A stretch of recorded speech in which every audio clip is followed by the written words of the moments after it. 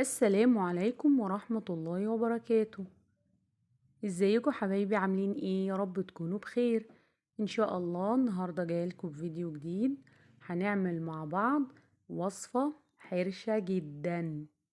طبعا دخلنا في العيد وكلنا بنحب ناكل حاجات كنا محرومين منها الى حد ما، او عايزين نتوغل كده في اكلها. حاجة حرشة على السفرة مع المحاشي، مع اللحوم، تظبط لنا السفرة بتاعتنا. طبعا مفيش احسن من مخلل البتنجان. هنعمله النهاردة بطريقة رهيبة جدا. الكل هيسألك انت عاملاه ازاي وسر اللون الاحمر المزهزه فيه. تعالي معايا هنا نص كيلو من البتنجان العروس او البتنجان اللي هو الطويل، وطبعا بتنقيه صغير الى حد ما عشان يكون شكله جميل كده على السفرة. حطينا عليه، غسلناه طبعا كويس جدا، وحطينا عليه مية سخنة مجرد بس ان هي تساعد على تسريع السوى بتاعه. هنرفعه على النار من 5 ل10 دقايق. تمام، ما تكتريش عن كده عشان ما يتهريش منك. وطبعا هقلب فيه باستمرار. زي ما انت شايفة انا هنا كنت سلقته وكنت بقلب فيه وهو على النار زي ما قلتلك من 5 ل10 دقايق.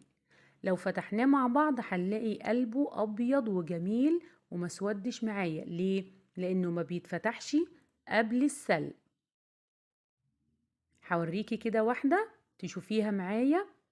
اوعي تفتحيه وهو بيتسلق.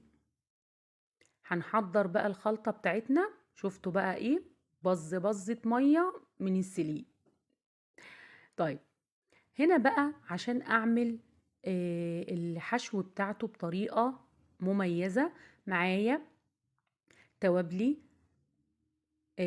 كمون، كزبرة، ملح، وبابريكا، بشر جزر، وبشر بنجر، وطبعا عندي التوم والهريسة مفرومين، وعصير ليمون. عندي هنا هبدأ أخلط كل التوابل بتاعتي في المطحنة بتاعة الخلاط. هنزل بالتوابل، البابريكا، الملح، الكمون، الكزبرة.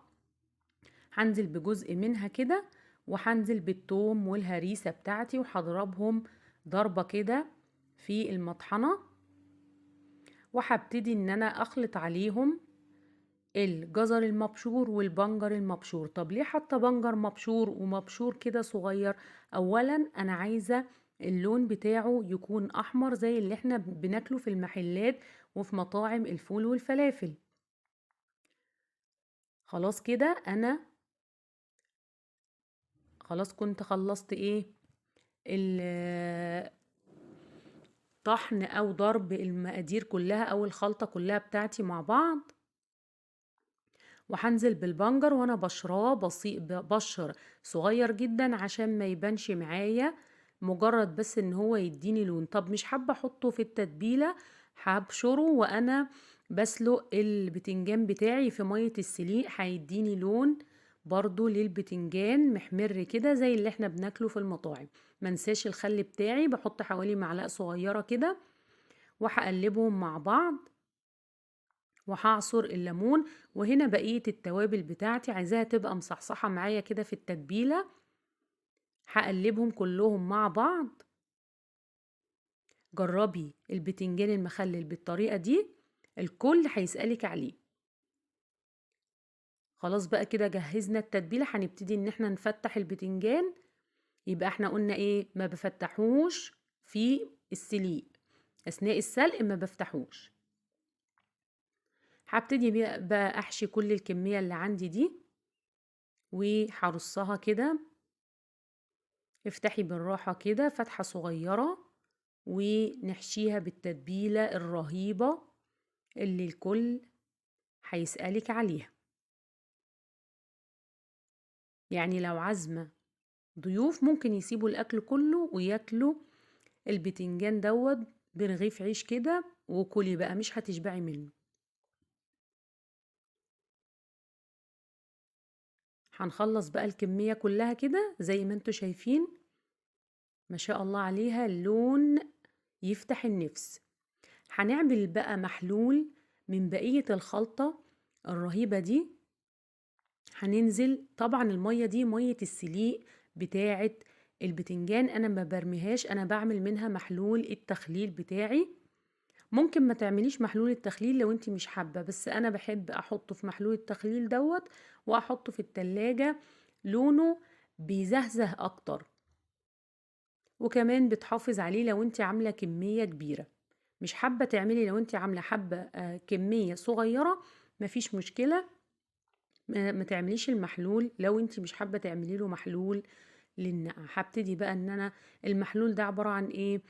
الخلطة اللي انا عملتها شلت منها جزء ومية السليق، وحطيت بس معلقتين خل كده وخلاص. حطيت كل الكمية في البرطمان زي ما انتي شايفة كده، واحفظيه عندك بقى في التلاجة، او لو الجو برد عندك احفظيه على الرخامة وخدي منه وكلي وادعيلي. احلى مخلل بتنجان هتاكليه في حياتك بطريقة سهلة ولذيذة. لو عجبك الفيديو ما تنسينيش بشير ولايك وسبسكرايب لقناتي، قناتي تايهة في المطبخ. وما تنسيش الدعاء لاخواتنا، اللهم انصرهم وسدد رميهم، اللهم امين. وكل سنة وانتم طيبين، والسلام عليكم ورحمة الله وبركاته.